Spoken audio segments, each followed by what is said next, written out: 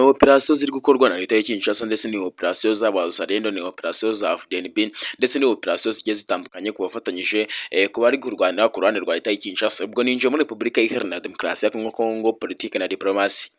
Ibiri kuvugirwa muri Repubulika Iharanira Demokarasi ya Kongo by'umwihariko Kivu y'Amajyaruguru Goma, iri kuvugirwayo ni agahomamunwa ndetse ni amasasu akiri kumvikana bitewe n'uko leta ya Kinshasa ishaka uyu mujyi byerewe ndetse bibangutse bitewe n'uko uyu mutwe wa M23 wamaze kuba washingamo banki abaturage bari kujya kubitsamo amafaranga, ndetse biri kuvuga yuko ari ugutera inkunga uyu mutwe wa M23 uri gukora vuba vuba na bwangu kugira ngo wigarurire uyu mujyi by'umwihariko urimo iyi banki ndetse isa nk'iyi Kinshasa.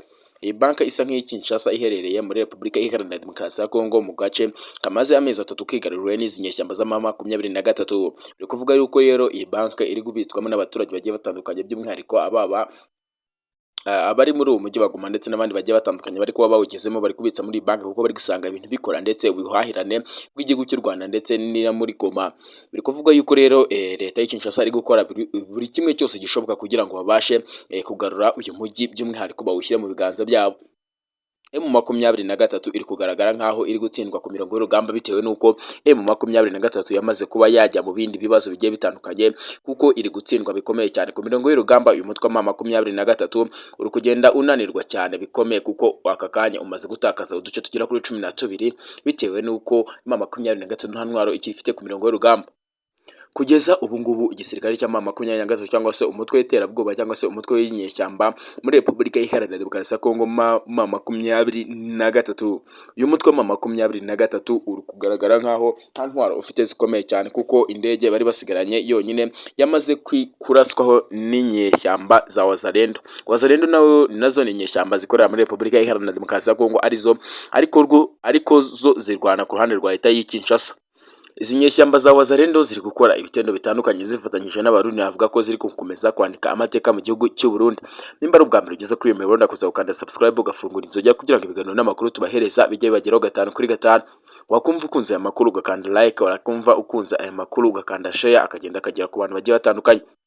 Twinjire muri politiki na diplomasi biri kuvugirwa muri Repubulika Iharanira Demokarasi ya Kongo. Walungu na masasu acyavugira kuko ingabo z'abarundi cyangwa se FDNB bari gukora operasiyo ikomeye cyane bitewe n'uko M23 yashatse gukomanga ndetse isanga ni ku rutare ikozeho irataruka iza gusubira nyuma, ndetse mu gusubirayo hari abasirikare bamwe na bamwe bafashwe n'ingabo za Wazalendo ziri kurwana ku ruhande rwa leta ya Kinshasa, ndetse abatari bakiya ba M23 bakomeje gupfira mu mirwano iri kuvugirwa muri Repubulika Iharanira Demokarasi ya Kongo by'umwihariko Kivu Iburasirazuba Bukavu. Navuga ko hari abasirikari ba M23 bagaragaye bahakubitiwe bikomeye cyane ndetse bagiye bafatwa abandi ari ndembe, bene wabo bananiwe kubatwara ngo babajyane babakure ku mirongo y'urugamba, ndetse hari kubera amasasu hagaragaye n'abandi n'imirambo igiye itandukanye ndetse mu byaro ndetse no mu mirima ndetse no mu mujyi naho byose byaragaragaye M23 ko yishwe cyane ndetse ko yatakaje n'abasirikari benshi.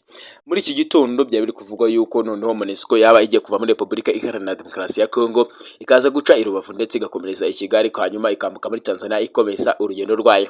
Ariko biri kuvugwa yuko M23 yashinjaga uyu mutwe kurekura abasirikari bagize nk'imfungwa wabo bagasubira kuri leta ya Kinshasa kurwana n'uyu mutwe wa M23.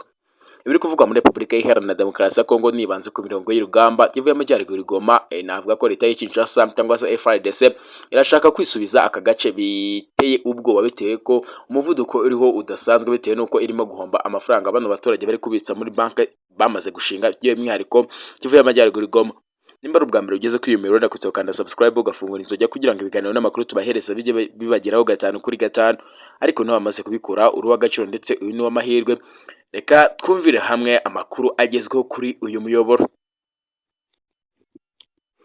Biri kuvuga ko Repubulika Iharanira Demokarasi ya Kongo ishaka kano gace by'umwihariko Kivu y'Amajyaruguru Goma bikomeye cyane bitewe nuko iyi banki yamaze kugera muri Repubulika Iharanira Demokarasi ya Kongo ishinzwe n'uyu mutwe wa M23. Mbese leta ya Kinshasa yagaragaye iburira cyane abaturage batuye mu by'umwihariko Kivu y'Amajyaruguru Goma ibabwira yuko rwose batagomba kubitsa muri iyi banki yashinzwe n'umutwe wa M23.